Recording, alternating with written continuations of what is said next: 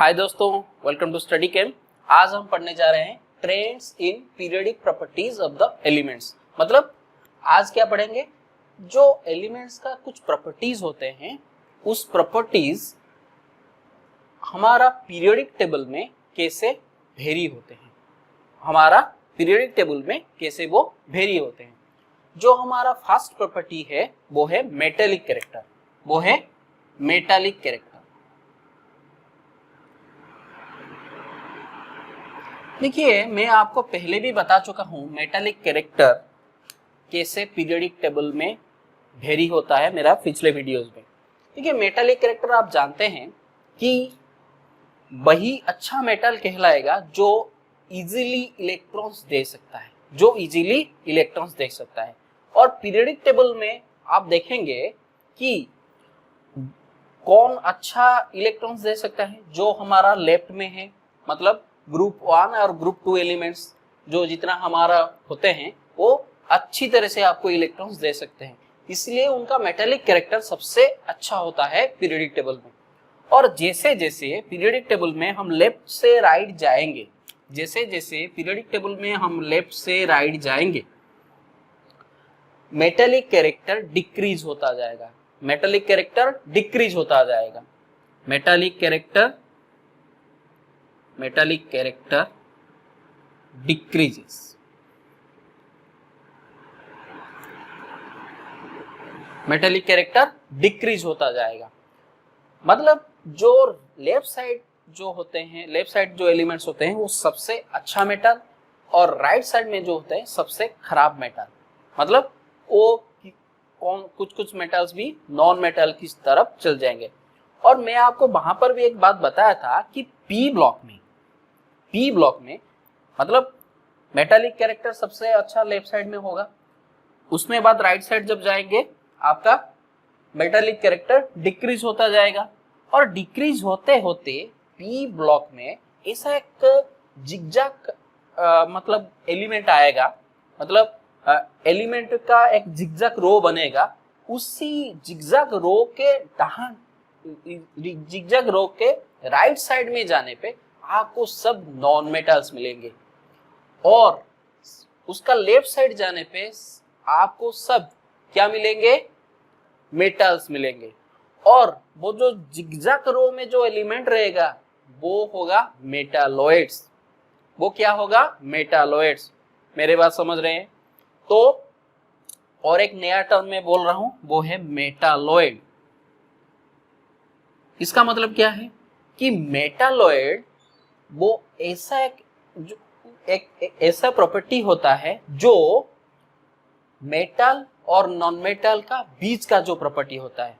मतलब वो ना मेटल का प्रॉपर्टी शो करता है अच्छी तरह से, या नॉन मेटल का प्रॉपर्टी अच्छी तरह से शो करता है।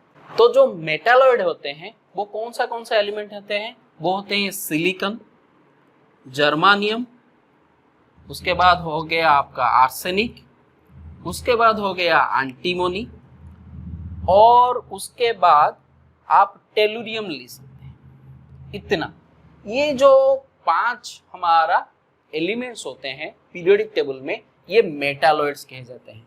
और इनका प्रॉपर्टी जो होता है, उनका प्रॉपर्टी इन बिटवीन होता है मेटल एंड नॉन मेटल। तो इनका प्रॉपर्टी क्या होता है, इन बिटवीन होता है मेटल एंड नॉन मेटल। तो समझ गए कि मेटालिक कैरेक्टर पीरियोडिक टेबल में कैसे वेरी होता है, लेफ्ट से राइट कैसे वेरी होता है, और कहां पर एक जिगजैग रो आपको मिल जाएगा। देखिए, इसको ये जो रो को आप पीरियोडिक टेबल में दिख सकते हैं, ये हाईलाइट किया जाता है, ये हाईलाइट किया जाता है। कोई बड़ा सा पीरियोडिक टेबल आप ले लेंगे, उसमें देख लेंगे ये जो 5 एलिमेंट ये हाईलाइट किया जाता है। मतलब इससे लेफ्ट जाने पे इस वाला जो जिगजैग रो बनना है, इससे लेफ्ट जाने पे सब मेटल से, और उससे राइट जाने पे वो सब नॉन मेटल से। और पीरियोडिक टेबल में आपको ज्यादातर मेटल ही मिलेगा, करीब करीब 78% मेटल है, और बाकी जो जितना है नॉन मेटल से। मेरे बात समझ रहे हैं? कोई प्रॉब्लम नहीं है। तो चलिए अभी एक मेटालिक कैरेक्टर के ऊपर एक प्रॉब्लम देख लेते हैं। और ये प्रॉब्लम आपको क्या पूछा है, arrange the following elements in increasing order of metallic character. मतलब ये जो एलिमेंट्स आपको दिया गया है उसको आपको increasing order of metallic character के हिसाब से सजाना है। तो देखिए कैसे मैं आप उस प्रॉब्लम को अटेम्प्ट करता हूं। देखिए इस एलिमेंट का मेटालिक कैरेक्टर जानने से पहले आपको पीरियोडिक टेबल में उसका पोजीशन पता होना चाहिए, इसका पोजीशन पता होना चाहिए। देखिए बेरियम जो होता है वो ग्रुप 2 का एलिमेंट्स होता है, वो ग्रुप 2 का एलिमेंट्स होता है, वो लेफ्ट में रहेगा सबसे। उसके बाद जो मैग्नीशियम होता है, ये जो मैग्नीशियम होता है ये भी ग्रुप 2 का एलिमेंट्स होता है, मगर इसका नीचे वो रहेगा। और सोडियम जो होता है वो ग्रुप 1 का एलिमेंट होता है, ये उससे भी लेफ्ट में रहेगा, ये सोडियम। और उसके बाद जो सिलिकॉन होता है ये ग्रुप 14 का एलिमेंट होता है, ग्रुप 14 का एलिमेंट होता है। और पोटेशियम जो फास्फोरस होता है वो ग्रुप 15 का, वो ग्रुप 15 का एलिमेंट होता है। तो अभी हम अगर पीरियोडिक टेबल को स्टडी करेंगे तो पीरियोडिक टेबल आपको मैं क्या बताया था, मेटालिक कैरेक्टर कैसे पीरियोडिक टेबल में वेरी होता है। Left to right, left to right क्या होता है, increases, sorry left to right metallic character decreases, और top to bottom increases, top to bottom metallic character increases, left to right decreases. तो अगर left to right decreases होता है तो यहां पर सबसे अच्छा मेटालिक कैरेक्टर किसका होगा, सोडियम का होगा। सबसे अच्छा मेटालिक कैरेक्टर सोडियम का होगा। उसके बाद मैग्नीशियम का होगा, उसके बाद मैग्नीशियम का होगा, उसके बाद बेरियम का होगा, उसके बाद बेरियम का होगा। और सबसे लोएस्ट जो मेटालिक कैरेक्टर होगा वो है फास्फोरस का होगा, वो है फास्फोरस का होगा। मेरे बात समझ रहे हैं। तो यहां पर हमको इंक्रीजिंग ऑर्डर में सजाने के लिए दिया है, इंक्रीजिंग ऑर्डर पे सजाने के लिए दिया है, मतलब सबसे जो लोएस्ट है उसको पहले लिखना है। तो पहले मैं लिख देता हूं फास्फोरस, उससे अच्छा थोड़ा मेटालिक कैरेक्टर होगा सिलिकॉन का, उससे अच्छा होगा किसका, उसके अच्छा होगा बेरियम का, और उससे अच्छा होगा मैग्नीशियम का, और उससे अच्छा होगा सोडियम का। तो ये है ऑर्डर हमारा बन गया। और ये आपको मैं एक क्वेश्चन पूछता हूं कि ये जो metallic character left to right decrease करता है और टॉप टू बॉटम इंक्रीज करता है, ये किस लिए करता है, ये किस लिए करता है। देखिए ये जो क्वेश्चन आप कमेंट में बताइए, फिर भी मैं बता देता हूं। देखिए मैं आपको बताया कि मेटालिक कैरेक्टर किस चीज के ऊपर डिपेंड करता है, कौन ज्यादा इलेक्ट्रॉन अच्छी तरह से दे सकता है, कौन ज्यादा इलेक्ट्रॉन अच्छी तरह से दे सकता है, वही अच्छा मेटल कहलाएगा। तो लेफ्ट टू राइट हम जाते हैं, जब जाते हैं तो न्यूक्लियर जो चार्ज होता है वो इंक्रीज करता जाता है, वो इंक्रीज करता जाता है। तो अगर न्यूक्लियर चार्ज इंक्रीज करेगा तो जो न्यूक्लियस है वो आउटर मोस्ट इलेक्ट्रॉन को पकड़ के रखेगा, जो आउटर मोस्ट इलेक्ट्रॉन है उसको पकड़ के रखेगा, तो वो छोड़ेगा नहीं। जब आप इलेक्ट्रॉन को छोड़ेंगे नहीं तो निकलेगा कैसे, वो निकलेगा कैसे। इसीलिए हम लेफ्ट टू राइट जाते हैं तो मेटालिक कैरेक्टर डिक्रीज होता जाता है, क्योंकि हमारा इलेक्ट्रॉन जो निकालने का टेंडेंसी डिक्रीज हो जाता है। मगर हम टॉप टू बॉटम जब जाते हैं तो हमारा जो न्यूक्लियर पावर है वो डिक्रीज होता जाता है due to successive addition of new cells. मैं आपको पूरे डिटेल में बताऊंगा आयोनेशन एंथैल्पी में, आयोनेशन एंथैल्पी में। फिर भी यहाँ पर मैं थोड़ा सा बोल देता हूँ क्योंकि मैं क्वेश्चन पूछा हूँ। और टॉप टू बॉटम जाने से क्या होगा कि न्यूक्लियर चार्ज डिक्रीज करेगा due to successive addition of new cells. तो यहाँ पर अगर डिक्रीज हो जाएगा न्यूक्लियर पावर तो वो आउटर मोस्ट जो इलेक्ट्रॉन होगा उसको अच्छी तरह से पकड़ नहीं पाएगा। अगर आउटर मोस्ट इलेक्ट्रॉन को अच्छी तरह से पकड़ नहीं पाएगा तो वो क्या होगा, तो इजीली हम इलेक्ट्रॉन्स निकाल सकते हैं। तो अगर इजीली इलेक्ट्रॉन्स निकाल सकते हैं तो मेटालिक कैरेक्टर बढ़ता जाएगा, मेटालिक कैरेक्टर बढ़ता जाएगा। इसीलिए top to bottom metallic character increase हो रहा है। तो इसी रूल को मैं अप्लाई करके ये वाला क्वेश्चन सॉल्व किया। आप एग्जाम वगैरह में ऐसे क्वेश्चन आ सकता है, ये वाला डायरेक्ट में एनसीईआरटी से उठाया था। तो चलिए मेटालिक कैरेक्टर हमारा खत्म हो गया। अभी हम और एक कैरेक्टर देखते हैं, वो है एटॉमिक रेडियस, वो है एटॉमिक रेडियस। तो चलिए अभी हम देख लेते हैं एटॉमिक रेडियस। देखिए पहले हमको जानना होगा व्हाट इज एटॉमिक रेडियस। देखिए एटॉमिक रेडियस का मैं अभी डेफिनेशन लिखता हूं, तो लिखिए it is the distance, it is the distance between nucleus and outermost electron of an atom.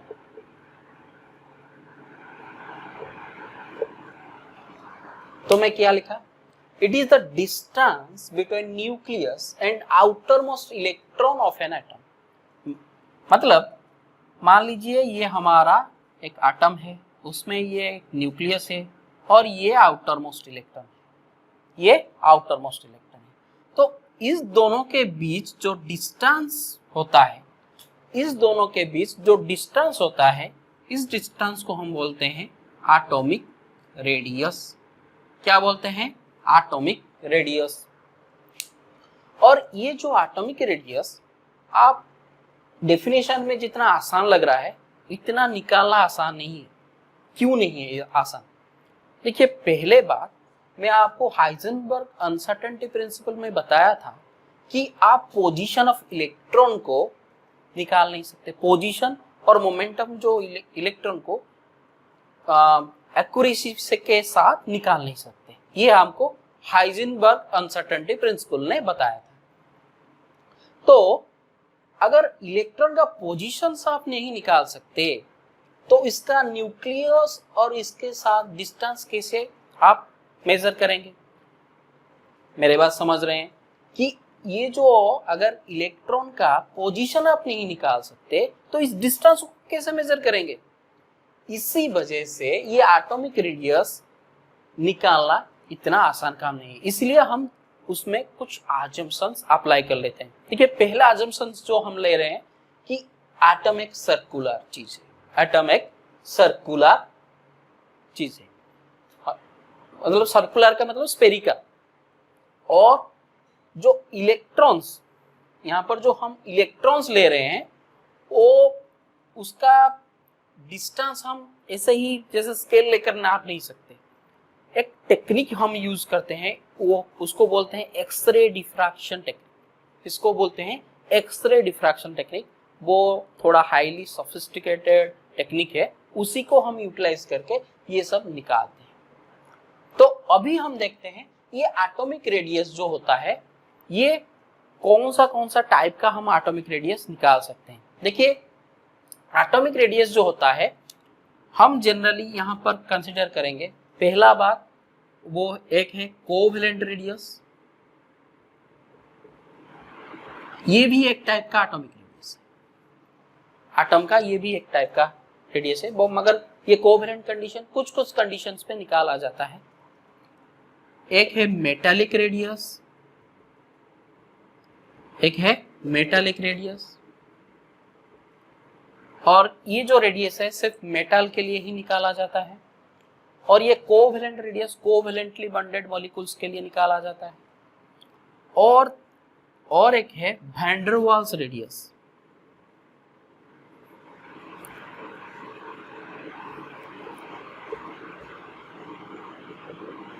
Spelling में अगर थोड़ा गलती होगा, थोड़ा उसको करेक्शन कर लीजिएगा। तो इसको बोलते हैं वैन डर वाल्स रेडियस। ये 3 टाइप का रेडियस हम आज पढ़ेंगे। एक है कोवेलेंट रेडियस, एक है मेटालिक रेडियस, एक है वैन डर वाल्स रेडियस। और ये वैन डर वाल्स रेडियस कहां पर निकाला जाता है? ये कोवेलेंटली बॉन्डेड मॉलिक्यूल्स के केस में निकाला जाता है। ये मेटालिक ली बॉन्डेड जो मेटालिक बॉन्ड यहाँ पर होता है उसको निकाला जाता है। और ये वैन डर वाल्स रेडियस जहां पर ये दोनों बॉन्ड नहीं रहते हैं वहां पर निकाला जाता है। वैन डर वाल्स फोर्स क्या है उसको आगे जाकर तो पूरा डिटेल में देखेंगे। तो चलिए अभी देख लेते हैं कोवेलेंट रेडियस। देखिए कोवेलेंट रेडियस का डेफिनेशन में यहाँ पर लिख दिया हूं। It is defined as the 1/2 of the distance between the nucleus of the nucleus का प्लूरल फॉर्म होता है न्यूक्लियस, इसलिए न्यूक्लियस लिखा है, 2 न्यूक्लियस यहाँ पर लिया गया है। Nucleus up to covalently bonded atoms of the same element in a molecule. इसका मतलब क्या होता है कि इसका मतलब होता है कि अगर मैं एक कोवेलेंटली बॉन्डेड एटम्स लूं, मान लीजिए कोवेलेंटली बॉन्डेड एटम्स Cl2, मैं यहाँ पर Cl2 क्यों लिया हूं कि यहाँ पर लिखा है सेम एलिमेंट। क्या लिखा है? सेम एलिमेंट, मुझे वही एलिमेंट को दोबारा लेना होगा। ये मान लीजिए Cl2 मॉलिक्यूल है, तो Cl2 मॉलिक्यूल मान लीजिए ऐसे ऐसे बॉन्डेड हुआ है, ऐसे ऐसे बॉन्डेड हुआ है। तो इन दोनों का ये Cl है, ये Cl है, इन दोनों का न्यूक्लियस के बीच एक डिस्टेंस होता है और इस डिस्टेंस का जो हाफ होता है, इस डिस्टेंस का जो हाफ होता है उसको बोलते हैं, इस डिस्टेंस का जो हाफ होता है इसी डिस्टेंस को हम, हाफ डिस्टेंस को हम बोलते हैं कोवेलेंट रेडियस। कोवेलेंट रेडियस, मेरे बात समझ पा रहे हैं? What is covalent radius? मतलब अगर सेम एलिमेंट, कोई सेम एलिमेंट कोवेलेंटली बॉन्डेड हो इन ये मॉलिक्यूल पे, उसका न्यूक्लियस के बीच का डिस्टेंस का अगर हम हाफ लेते हैं, उसी हाफ डिस्टेंस को हम बोलते हैं कोवेलेंट रेडियस। यहाँ पर एक इंटरेस्टिंग चीज है कि हम सिर्फ क्लोरीन आपको अगर दिया जाए, आप उसका डिस्टेंस नहीं निकाल सकते। जो न्यूक्लियस, अगर सिर्फ आपको एक क्लोरीन एटम दे दूं तो आप न्यूक्लियस और आटोमोस्ट इलेक्ट्रॉन का डिस्टेंस नहीं निकाल सकते, मगर Cl2 मॉलिक्यूल दे दूं तो आप निकाल सकते हैं। Cl2 मॉलिक्यूल दे दूं उसको आप कोवेलेंट रेडियस निकाल सकते हैं। और ये इसलिए कोवेलेंट रेडियस उसको बोला जाता है क्योंकि ये दोनों जो ये जो दोनों आटम है ये कोवेलेंटली बॉन्डेड कोवेलेंटली बॉन्डेड। मेरे बात समझ रहे हैं? तो कोवेलेंट रेडियस आपको समझ में आ गया व्हाट इज कोवेलेंट रेडियस। आप एक क्वेश्चन भी कर सकते हैं कि सर आप तो क्लोरीन का Cl का बता दिए कि कोवेलेंट रेडियस होगा, अगर मैं यहाँ पर HCl का, अगर मैं यहाँ पर HCl एक मॉलिक्यूल है उसमें पूछूं कि हाइड्रोजन का कोवेलेंट रेडियस क्या है, हाइड्रोजन का कोवेलेंट रेडियस क्या है। देखिए मैं यहाँ पर आपको, यहाँ पर डिफरेंट एटम्स है तो इसमें कोवेलेंट रेडियस तो नहीं निकाल सकते डायरेक्टली इस फॉर्मूला के बेसिस पे, मगर हम एक अलग ट्रिक अप्लाई कर सकते हैं। देखिए इसमें आपको क्लोरीन का कोवेलेंट रेडियस पता है और इसमें आपको हाइड्रोजन और क्लोरीन का न्यूक्लियस का जो डिस्टेंस पता होगा, तो उसी से अगर क्लोरीन का कोवेलेंट रेडियस हम माइनस कर देते हैं तो आपको हाइड्रोजन का रेडियस मिल जाएगा, हाइड्रोजन का रेडियस मिल जाएगा। मेरे बात समझ पा रहे हैं कि अगर कोई अलग मॉलिक्यूल हो उसका भी आप कोवेलेंट रेडियस निकाल सकते हैं अगर एक का आपको कोवेलेंट रेडियस पता हो। तो चलिए अभी हम देख लेते हैं मेटालिक रेडियस। इसका डेफिनेशन में लिख दिया हूं। It is defined as the half of the internuclear distance separating the metal core in a metal crystal. देखिए ये पूरा लगभग सेम है जो कोवेलेंट रेडियस मैंने पढ़ाया, उसी हिसाब, उसी जैसे। तो चलिए अभी हम देख लेते हैं मेटालिक रेडियस। इसका डेफिनेशन मैंने लिख दिया हूं। It is defined as the half of the internuclear distance separating the metal core in a metal crystal. इसका मतलब क्या है? देखिए इस जो मैंने डेफिनेशन यहाँ पर लिखा हूं ये एग्जैक्टली सेम है कोवेलेंट रेडियस के जैसा, एग्जैक्टली सेम है कोवेलेंट रेडियस के जैसा, मगर इसमें एक मेटल का टर्म यहाँ पर यूटिलाइज हुआ है क्योंकि हम मेटालिक रेडियस निकाल रहे हैं। मतलब अगर दो मेटल ऐसे ऐसे बॉन्डेड है, दो मेटल ऐसे ऐसे बॉन्डेड है उनका इंटरन्यूक्लियर डिस्टेंस का हाफ अगर हम लेते हैं उसको बोलते हैं मेटालिक रेडियस। मतलब कोवेलेंट रेडियस जैसा था वैसा ही है, मगर इसमें सिर्फ मेटल क्रिस्टल में ये काम हो रहा है। ये जो काम हो रहा है कहाँ पर हो रहा है? मेटल क्रिस्टल में हो रहा है, इसलिए हम उसको बोलते हैं मेटालिक रेडियस। इसको हम क्या बोलते हैं? Metallic radius. मान लीजिए आप एक कॉपर का मेटल क्रिस्टल ले लिए, उसका मान लीजिए इसका जो उनका अंदर डिस्टेंस है मान लीजिए 238 पिकोमीटर। ये मैं अजम्पशन एक लिया हूँ, ये कम भी हो सकता है, ज्यादा भी हो सकता है, कोई एग्जैक्ट वैल्यू नहीं है। तो उसका अगर कॉपर का आपको कोई पूछे व्हाट इज कॉपर का मेटालिक रेडियस, कॉपर का मेटालिक रेडियस बताइए, तो आप क्या करेंगे? तो आप फटाक से 238 से 2 को डिवाइड कर देंगे, क्योंकि उसका हाफ आपको लेना है। तो 2 डिवाइड करने से आपको मिल जाएगा 1, और यहाँ पर आपको मिल जाएगा 1, और यहाँ पर 9। तो ये है कॉपर का, पिकोमीटर में लिखना है आपको पीएम। ये है कॉपर का आपका मेटालिक रेडियस आपको मिल गया। अभी हम देख लेते हैं, उसमें एक पॉइंट मैंने छोड़ दिया था, वो है आयोनिक रेडियस भी। अब और एक चीज आपको पढ़ना है, उसके बाद आयोनिक रेडियस पढ़ेंगे, उसके बाद हम पढ़ेंगे वैन डर वाल्स रेडियस। चलिए आयोनिक रेडियस देखते हैं। तो चलिए अभी हम देख लेते हैं आयोनिक रेडियस के बारे में। देखिए अगर एक आयन का हम रेडियस निकालना चाहें, अगर एक आयन का हम रेडियस निकालना चाहें, आयन का रेडियस निकालने के लिए क्या करेंगे? एक आयन का उसका जो न्यूक्लियस होगा और उसका आउटर मोस्ट इलेक्ट्रॉन होगा, उसी के डिस्टेंस हम निकालेंगे। तो उसी जो डिस्टेंस को हम बोलते हैं आयोनिक रेडियस। उसका डेफिनेशन आप भी लिख सकते हैं, it is defined as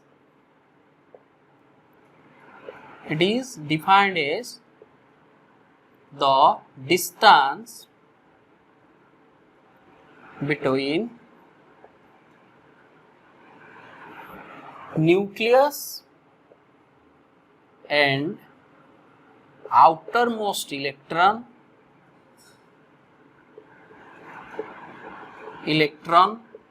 of an ion। और ये जो आयन है वो कैटायन भी हो सकता है, आनायन भी हो सकता है। कैटायन आप जानते हैं कि एक इलेक्ट्रॉन अगर कुछ आटम से हम निकाल लें उसको बोलते हैं कैटायन, और इलेक्ट्रॉन उसको दे दें उसको बोलते हैं आनायन। देखिए यहां पर एक आपको मैं पॉइंट बताता हूं कि एक आयन, जो आयन बनता है वो 2 टाइप का हो सकता है, कैटायन और आनायन। तो ये कैटायनिक, अगर मैं सोडियम ले लेता हूं यहां पर, तो सोडियम का अगर मैं बना दिया Na+ और बना दिया Na-, सोडियम का Na+ बना दिया और Na- बना दिया, तो आप मुझे बताइए कि कहां पर आयोनिक रेडियस ज्यादा होगा? Na+ का रेडियस ज्यादा होगा या Na- का ज्यादा होगा? देखिए मैं आपको बता रहा हूं कि हमेशा कोई आनायन का रेडियस उसका करस्पॉन्डिंग कैटायन से ज्यादा होता है। मैं क्या बोला कि हमेशा किसी आनायन का रेडियस उसका करस्पॉन्डिंग कैटायन से ज्यादा होता है। मैं यहां पर उसको लिख देता हूं,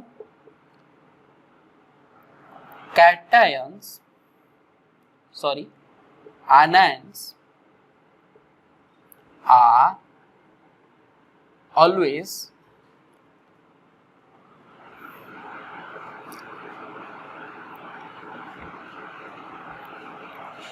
तो इस पॉइंट को मैं यहां पर लिख देता हूं कि anionic radius of N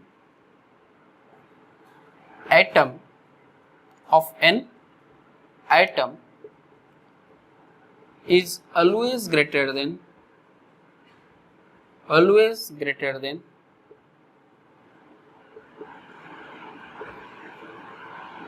its cationic radius. ये क्यों होता है? देखिए यहाँ पर जो सोडियम था उसका न्यूक्लियर चार्ज जहां जितना था, इसी Na+ होने पे उसका भी न्यूक्लियर चार्ज उतना रहेगा, मगर यहाँ पर इलेक्ट्रॉन्स घट जाएगा। इसी वजह से वो जो न्यूक्लियर चार्ज यहाँ पर जितना इलेक्ट्रॉन्स को खींच रहा था, यहाँ पर उससे कम इलेक्ट्रॉन को खींचेगा, मगर यहाँ पर आनायन में उससे ज्यादा इलेक्ट्रॉन को खींचेगा। अगर कम इलेक्ट्रॉन को भी खींचेगा तो उसको ज्यादा करीब ले आएगा, तो करीब ले आएगा मतलब वो छोटा हो जाएगा, और यहाँ पर बढ़ गया, इलेक्ट्रॉन्स बढ़ गया तो इतना ज्यादा खींच नहीं पाएगा, इसलिए वो बढ़ जाएगा। इसलिए ये स्मॉल होगा और ये लार्ज होगा, इसका रेडियस लार्ज होगा और इसका रेडियस स्मॉल होगा। तो ये बात आप समझ लिए कि कोई भी कैटायन स्मॉलर होता है उसका करस्पॉन्डिंग आनायन से। तो चलिए हम देख लिए कि आयनिक रेडियस क्या होता है। अभी हम क्या करते हैं, एक कुछ आइसो इलेक्ट्रॉनिक स्पेसिस लेते हैं, उसका रेडियस को कंपैरिजन करते हैं, और मैं आपको भी बताऊंगा कि what is isoelectronic species. चलिए देखिए, अभी हम देख लेते हैं what is isoelectronic species and इस आइसो इलेक्ट्रॉनिक स्पेसिस का आयोनिक रेडियस, इस आइसो इलेक्ट्रॉनिक स्पेसिस का आयोनिक रेडियस कैसे वेरी होता है। देखिए, आइसो मीन्स होता है सेम, आइसो मीन्स होता है सेम, और इलेक्ट्रॉनिक्स मीन्स होता है उसमें नंबर ऑफ इलेक्ट्रॉन सेम होगा, इसमें नंबर ऑफ इलेक्ट्रॉन्स सेम होगा। तो स्पेसिस का मतलब आप जानते हैं, तो जो स्पेसिस में नंबर ऑफ इलेक्ट्रॉन सेम होते हैं उनको बोलते हैं आइसो इलेक्ट्रॉनिक स्पेसिस। इनको क्या बोलते हैं, आइसो इलेक्ट्रॉनिक स्पेसिस। मैं यहाँ पर डेफिनेशन में वही बात लिख देता हूँ। तो स्पेसिस, और ये स्पेसिस आयंस हो सकता है, एटम्स हो सकता है, जो भी हो सकता है। Species in which the number of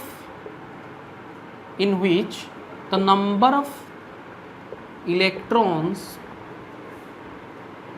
are same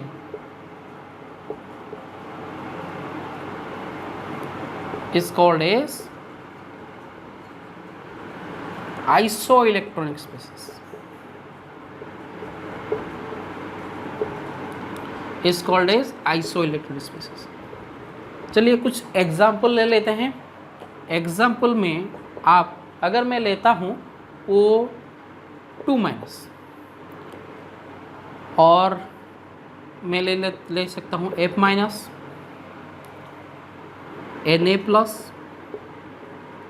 Mg2+। देखिए, उनका अगर इलेक्ट्रॉन्स में कैलकुलेशन करता हूँ तो यहाँ पर आपको कितने इलेक्ट्रॉन्स मिलेगा। ऑक्सीजन का 8 इलेक्ट्रॉन्स, 2- मतलब 2 इलेक्ट्रॉन्स उसमें ऐड होगा तो 10। यहाँ पर कितना इलेक्ट्रॉन्स है, यहाँ पर फ्लोरीन का 9 इलेक्ट्रॉन्स है, उसमें 1 इलेक्ट्रॉन ऐड होगा तो भी यहाँ पर भी 10, और सोडियम का 11 प्लस मतलब 1 इलेक्ट्रॉन्स माइनस होगा तो यहाँ पर भी 10, और मैग्नीशियम का 12 इलेक्ट्रॉन्स, 2 माइनस होगा क्योंकि 2+ है तो यहाँ पर भी 10 इलेक्ट्रॉन्स। देखिए, ये जो सारे में आयंस यहाँ पर लिखा उसमें नंबर ऑफ इलेक्ट्रॉन सेम है, तो इनको बोलते हैं आइसो इलेक्ट्रॉनिक स्पेसिस। इनको क्या बोलेंगे, आइसो इलेक्ट्रॉनिक स्पेसिस। ये जो आइसो इलेक्ट्रॉनिक स्पेसिस का, अगर हमने उनका आयोनिक रेडियस कैलकुलेशन करेंगे, क्योंकि ये सब आयन्स है, उनका अगर आयोनिक रेडियस कैलकुलेशन करेंगे, देखिए हैं कैसे वेरी होता है। इस बेसिस पे एक क्वेश्चन में देता हूँ कि arrange the above ions according to their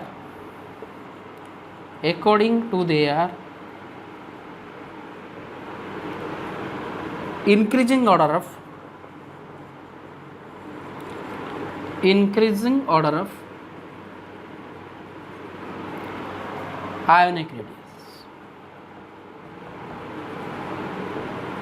मतलब ये जो सारे स्पेसिस को आपको उसका increasing order of ionic radius में सजाना है।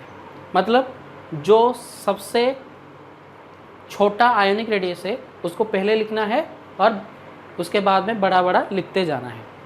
तो सबसे छोटा कण होगा, देखिए इसमें नंबर ऑफ इलेक्ट्रॉन्स तो सब में सेम है, मगर इसमें न्यूक्लियर चार्ज सब में सेम नहीं है, क्योंकि सबसे ज़्यादा न्यूक्लियर चार्ज मैग्नीशियम में होगा, सबसे ज़्यादा न्यूक्लियर चार्ज मैग्नीशियम में होगा।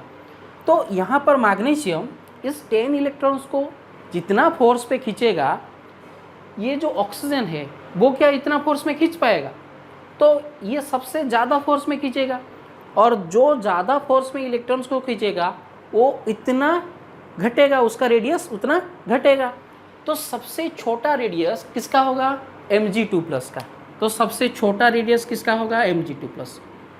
उसके बाद होगा Na+ का, उसके बाद होगा F- का, और उसके सबसे जो बड़ा रेडियस होगा वो है, तो आप यहाँ पर एक ऐसे सिंबल भी दे सकते हैं।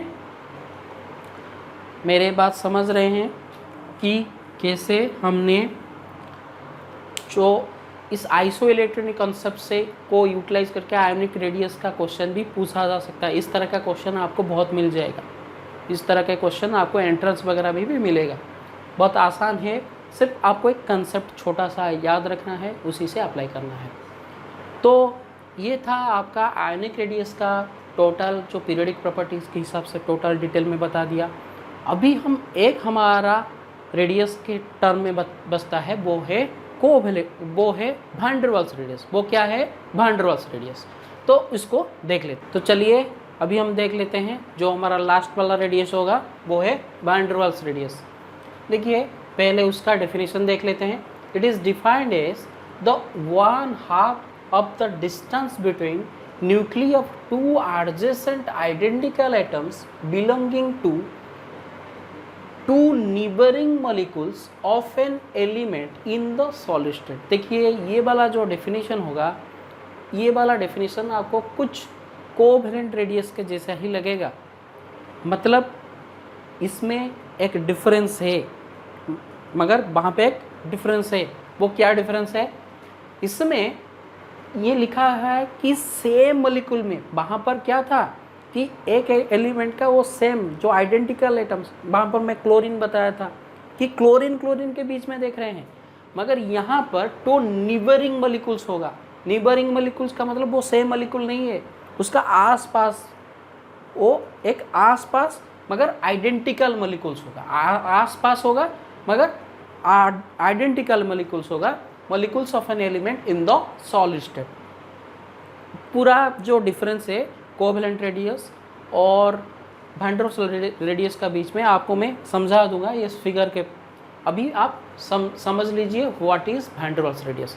देखिए इस फिगर को आप देखेंगे, ये एक मॉलिक्यूल है, ये मान लीजिए ये Cl2 का एक मॉलिक्यूल है, और ये भी एक Cl2 का एक मॉलिक्यूल है। इस Cl2 का मॉलिक्यूल का अगर इसका जो इंटरन्यूक्लियर डिस्टेंस है, उसी इंटरन्यूक्लियर डिस्टेंस का अगर हाफ निकालेंगे तो ये आपको देगा कोवेलेंट रेडियस, ये आपको देगा कोवेलेंट रेडियस। मगर इनका निबरिंग पे अगर जो उनका जो इंटरन्यूक्लियस का डिस्टेंस होगा, देखिए ये है इंटरन्यूक्लियर लाइन, और यहाँ पर एक इंटरन्यूक्लियर लाइन, और इनका बीच में जो इंटरन्यूक्लियर डिस्टेंस बनता है उनका अगर हाफ करेंगे, यहाँ पर अगर हाफ करेंगे तो ये वाला जो पार्ट होगा, यहाँ पर जो ये वाला पार्ट होगा, यहाँ पर जो ये वाला पार्ट होगा, इसको हम बोलेंगे वैन डर वाल्स रेडियस, इसको हम बोलेंगे वैन डर वाल्स रेडियस। तो आप डिफरेंस समझ पा रहे हैं कि what is covalent radius and what is van der Waals radius. देखिए कोवेलेंट रेडियस सेम मॉलिक्यूल में हो रहा है, मगर van der Waals radius नीबरिंग molecules पे हो रहा है। ये एक डिफरेंस है, आप कंफ्यूज मत होइए, ये एक डिफरेंस है। और आपको इस फिगर से ही पता चल रहा होगा कि वैन डर वाल्स रेडियस हमेशा कोवेलेंट रेडियस से बड़ा होता है। तो वैन डर वाल्स रेडियस, एक मॉलिक्यूल का वैन डर वाल्स रेडियस हमेशा कोवैलेंट रेडियस से बड़ा होता है। मैं यहाँ पर वही बात लिख देता हूँ कि वैन डर वाल्स जो रेडियस होता है, रेडियस ग्रेटर देन होता है कहाँ से, कोवैलेंट रेडियस से। कहाँ से कोवैलेंट बड़ा होता है, कोवैलेंट रेडियस से। तो ये बात आप समझ रहे। तो वैन डर वाल्स रेडियस क्या है और कोवैलेंट रेडियस क्या है, आप समझ गए। और इसी के साथ इस लेक्चर को हम ख़त्म करते हैं। आगे और भी पीरियोडिक प्रॉपर्टी, हम ionisation enthalpy, electron gain enthalpy, इसके बारे में पढ़ेंगे। और मेरे वीडियोज़ अगर आपको अच्छा लग रहा है तो लाइक करिए और मेरा चैनल को सब्सक्राइब करिए और खुश रहिए, पढ़ते रहिए और अपना दोस्तों में शेयर करिए मेरे वीडियोज़ को। चलिए बाय बाय।